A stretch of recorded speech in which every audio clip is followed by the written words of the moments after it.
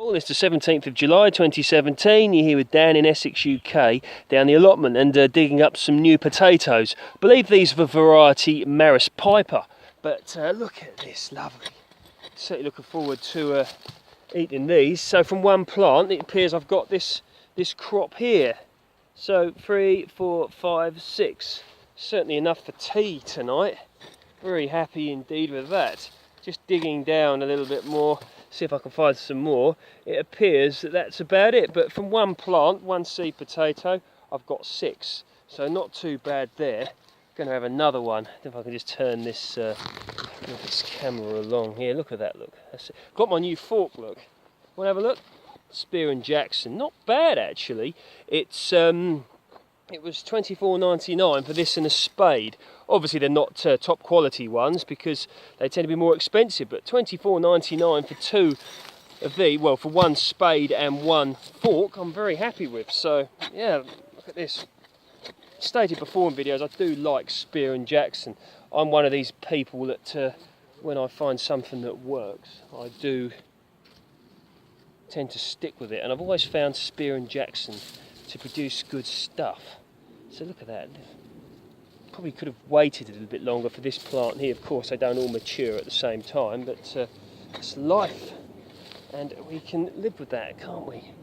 So look at that, from 2 plants I've got all these spuds, so I'm very happy with that. No more spuds. All them spuds. 2 plants. Let's keep going. That's it, under here. Oh, another one. Now, these ones look better. The first ones I dug up appear to have some form of scab. Not that that bothers me, because I'll eat them as they are, but some people like an aesthetic looking potato, but I'm not particularly fussed. But I'm going to go home and cook this all up. I mean, the thing is, the one thing I love, and it makes it all worthwhile, doesn't it? All the graft that you put into an allotment, and then you get these lovely crops. Or hopefully get these lovely crops.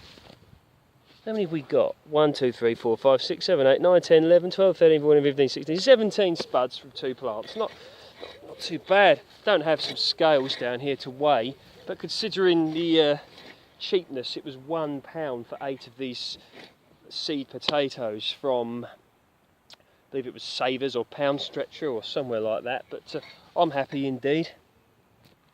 Yeah, I don't know if you guys could see this, I'm just picking some...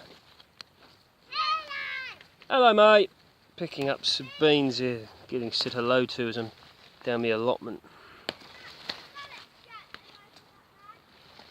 Picking some beans here. Gonna have these tonight, I think. Not too many runner beans yet ready, although there are a few coming through. One good thing about these dwarf beans, stated before, these are variety Speedy from these little bush plants, and they're ready before the runner beans. So if you get your beans right, you can have your broad beans, then you can have your dwarf beans, and then you can have your runner beans. So certainly you want to look at getting the correct knowledge, etc., on producing beans, because of course these can all be blanched and frozen, and although I'm far from the best cook in the world, these can be great in stir fries. I know that in some cultures they like these things called yard-long beans. I've grown them before, snake beans. They're not ideal for this climate over here. It can be done, and I have grown them. Check out some of my old videos from about 2 years ago if you're interested, but if you like a little bit of this sort of snake beans in your cooking, then dwarf beans can be a great substitute. So not a bad yield really, a few beans there. I could pick more if I wanted, but I'm not. I'm going to come down here every evening now and start to pick some of this lovely produce, look, as it matures. Little spuds there, look.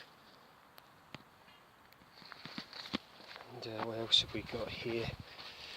See, these are all going to be lovely marrows. These are long green bush, and you may remember the video, if you saw it, I uploaded yesterday, that I did indeed pick a marrow yesterday, and it was still at home, ready to be cooked. See, it's interesting when you think about what goes on, and many people appear to be on a health kick, aren't they, with regards to nutrition, etc. And I was thinking, well, you know, going down the gym is great, and in my younger days I've done plenty of it. Whoops, although not for several years now, mainly due to injury, to be honest, but could get back into it if I wanted to, but get plenty of exercise really from working as a gardener and coming down the allotment.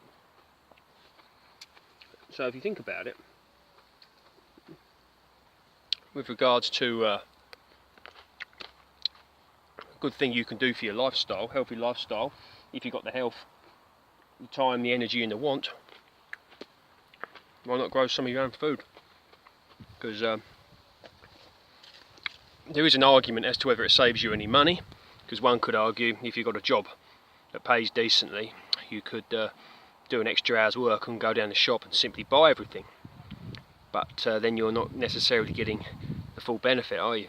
You're not going to be outside cultivating it, you're not going to be controlling what goes in it, so for all you know, it could have been sprayed with anything. So much to consider really, but you can get exercise, free exercise out in the sun. You can be dealing with, you can talk to people, you can swap plants, you can swap produce if you've got too much of something and someone's got too much of something else and you consider swapping. I would imagine that this is what our ancestors did more of than we currently do. So yeah, all happy with the progress. Off home now to cook new potatoes and some dwarf beans. Hope you enjoyed that. All the best and speak soon.